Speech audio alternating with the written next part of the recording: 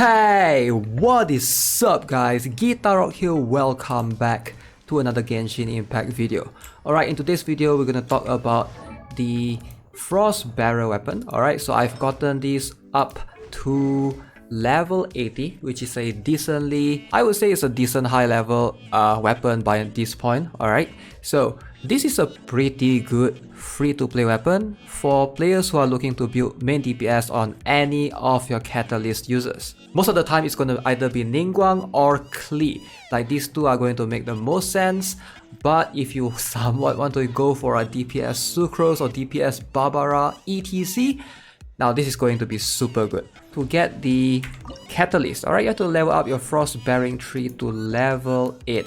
Wait, no, level 10. Alright, level 10, and then you get the access to get this blueprint, alright, Frostbearer catalyst, and then you can forge it via the blacksmith. Okay, so I'm going to show some damage showcase in a while, but first let's talk about the free-to-play options. Alright, in my opinion, this is the best free-to-play option in terms of the 4-star catalyst for main DPS. So if you go all over to the blacksmith right here, alright, so you can see the remaining options are a little bit weird, alright, especially if you're trying to build a main DPS. So you have Prototype Ember.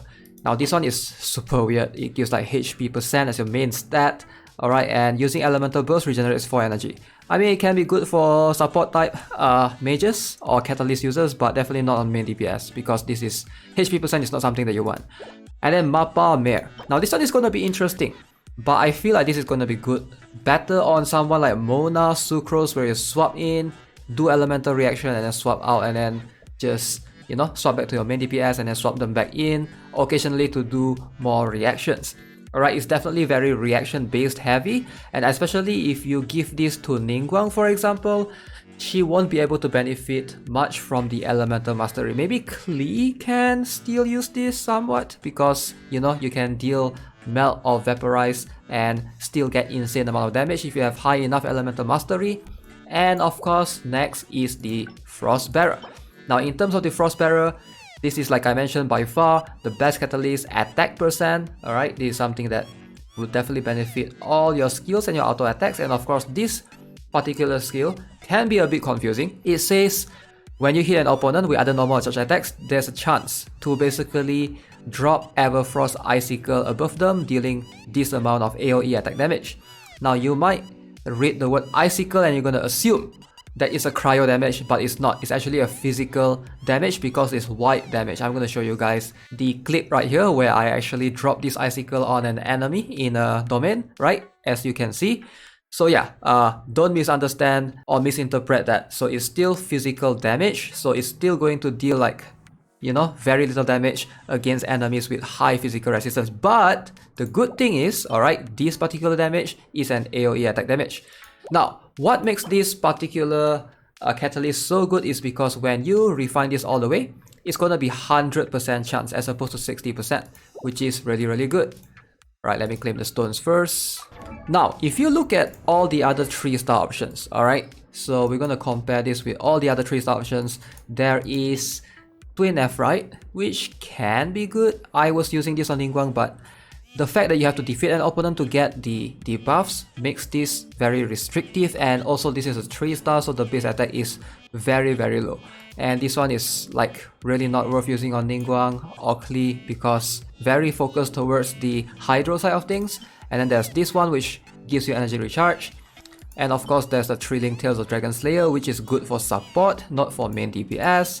And lastly, Magic Guide, and this increases damage against enemies with hydro or electro. Now as you can see, not many options for 3 stars right there. As for 4-star, you do get this, I think, for free in one of the quests, the Favonius Codex, but again, since this has energy recharge, I feel like this is going to favor like a support role for book or catalyst users ideally. I do have a Solar Pearl, but if you are a free-to-play, you won't have access to this particular catalyst. I'm going to do like a small comparison later on. It's not going to be a fair comparison because I have this Solar Pearl weapon at level 90, whereas I have Frostbearer at level 80. So do keep that in mind.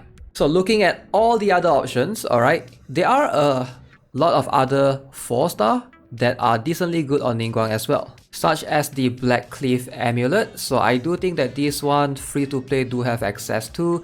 Now this Black Cliff Amulet right now in the Paimon Bargain Shop, it is available, but while it does give crit damage, which can be good, alright, you need to stack enough crit rate. I don't really like the particular effect right here where you have to defeat an enemy first, but since it stacks, I can see this being good in some domains for sure.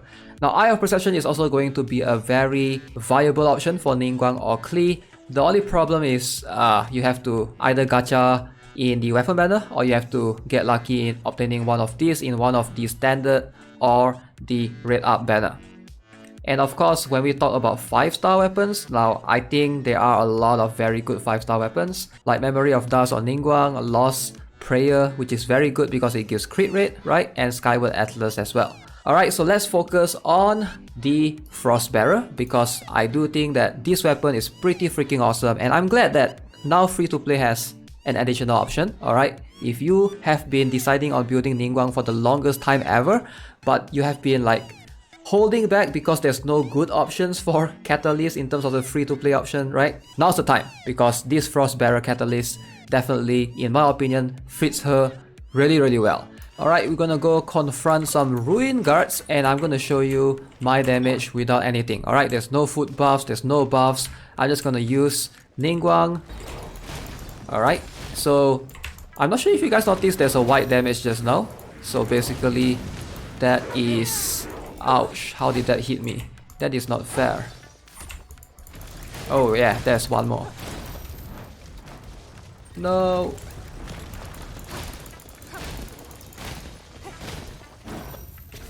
Alright, I'm still pretty new to this Ningguang thing, so ideally you want to walk through here. Don't waste my time. Alright, let me showcase her ult. Alright, so with that being said, that is about how much damage she does. Alright, I wouldn't say that I have the strongest Ningguang. Oh yeah, keep in mind, my talent level are very low. Number 1, my Ningguang is level 70. I'm in world level 7 right now, so ideally they expect me to have level 90 units. And number 2, my talent level, okay, is like 544. I'm still trying to get the skills up. So right now it's a little bit on the lower side for sure. Alright, so here's what we can do. Alright, I'm going to try to find one more Ruin Guard and I'm going to swap my Ningguang's weapon with my Klee's weapon, which is the Solar Pearl.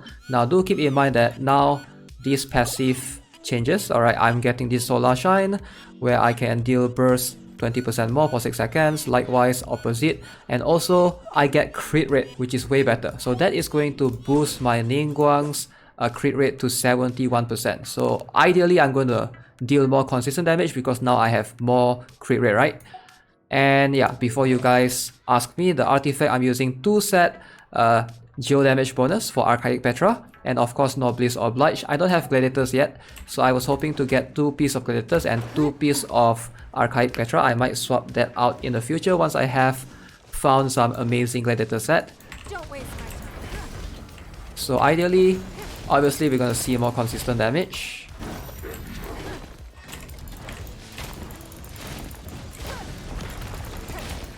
You know what? I don't think the damage difference is that high from Solar Pearl going into whatever that I was using previously. The Frostbearer. I'm actually quite surprised.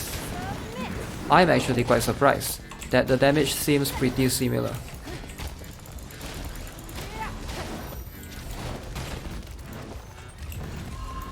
Don't waste my time.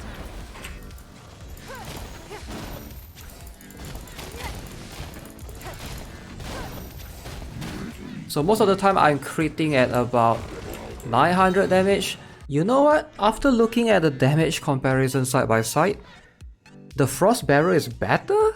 Am I missing something? Because I didn't swap the artifacts around. The only thing that I swap around is the weapon. So crit damage is still the same. Which... okay, wait. Something is not right. How is this possible? 510... so this one has 449.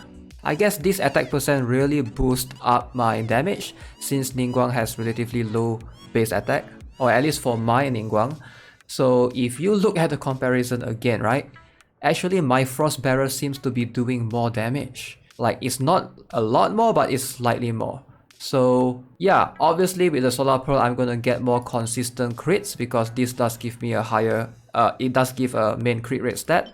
But I'm quite surprised actually that, you know, comparing a level 80 to 90 Battle Pass weapon, like, this is definitely a good choice. So I would encourage players to use the Frostbearer either on your Ningguang or on your Klee if you have been deciding to make them as your main DPS. And of course, let me know what you guys think of the weapon. Overall, as always, if you haven't already, subscribe to the channel, give this video a like. I will see you guys in the next one. Have a nice day. Goodbye.